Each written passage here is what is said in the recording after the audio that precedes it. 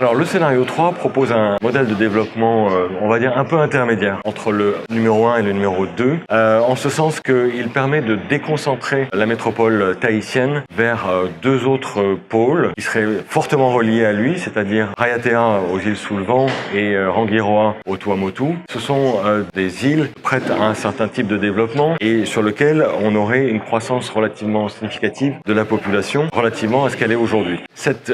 métropole polycentrique, en fait, à cheval sur ces trois pôles de développement, pourrait fonctionner grâce à un système de transport très fluide entre chacun de ces pôles, à la fois maritime et aérien. On a utilisé un peu le terme de réseau express métropolitain inter-archipel pour faire écho au système un peu du réseau express régional, par exemple, de l'Île-de-France. Ça veut dire qu'il y aurait une billettique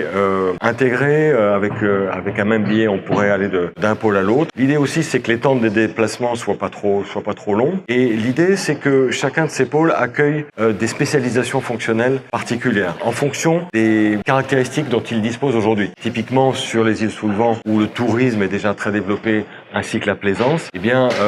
l'idée, ce serait de déconcentrer ce qui existe dans ce domaine-là aujourd'hui dans les îles du vent vers Raiatea, créer par exemple une filière d'enseignement professionnel pour spécialiser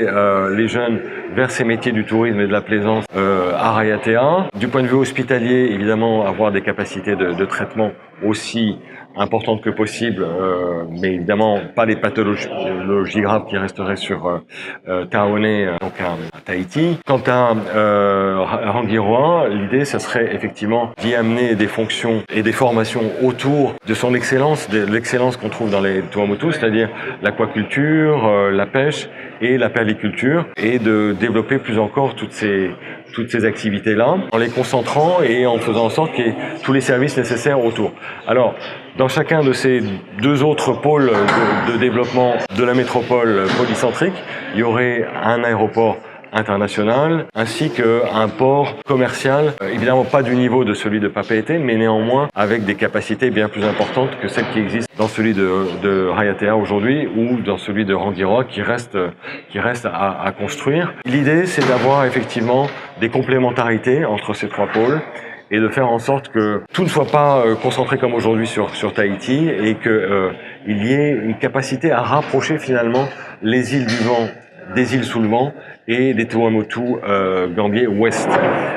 grâce à ce système-là.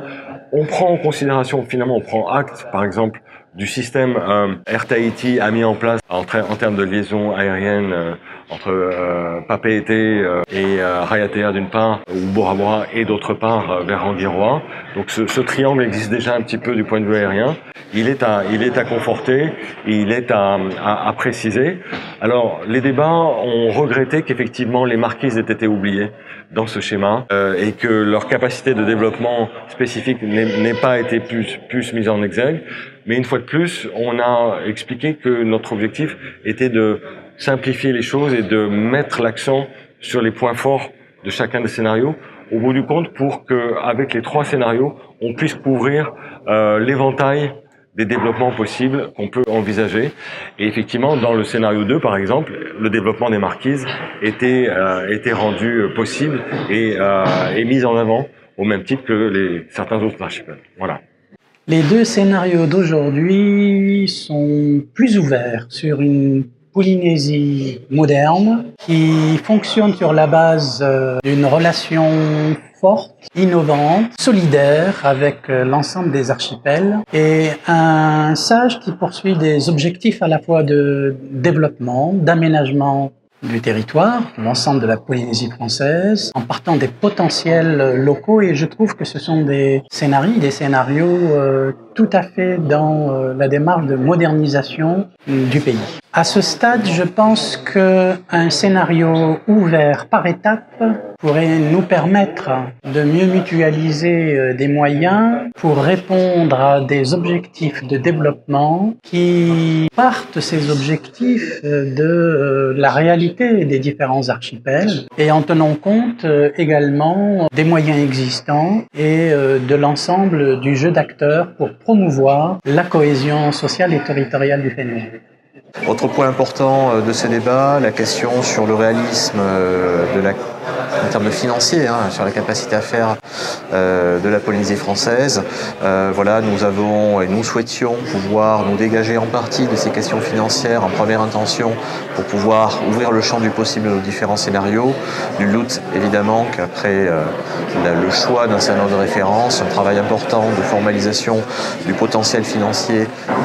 et en tout cas la possibilité de mettre le curseur plus ou moins loin dans la vitesse de réalisation du scénario devra être mise en place. Voilà.